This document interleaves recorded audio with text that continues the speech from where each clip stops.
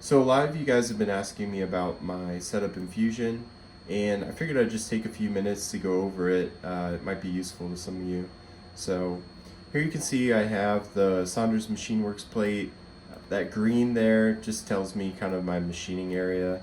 And then I have a flux vise. I have two modeled here, and I'll kind of explain why, but I don't have two in real life. And then I have my pallet. I'm making two knives at a time on a pallet. Not super efficient, but it's better than one. So anyway, so here I have the flux vise, and you can see my work coordinate system is set up off of this edge. And so this is a known position that's tied directly into my Saunders MachineWorks fixture. Because there's studs on the bottom of this flux vise, and then it ties down with half 13 screws or something like that. So what that lets me do is it's kind of a poor man's 0 point.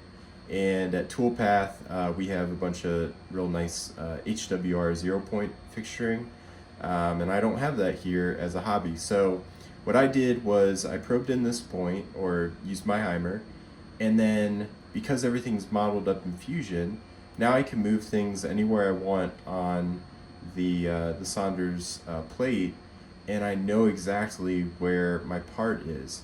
So for a very long time now, because this plate hasn't moved, probably for the past year, I actually haven't used my Heimer or probed anything in. I just kind of work off of this work coordinate system.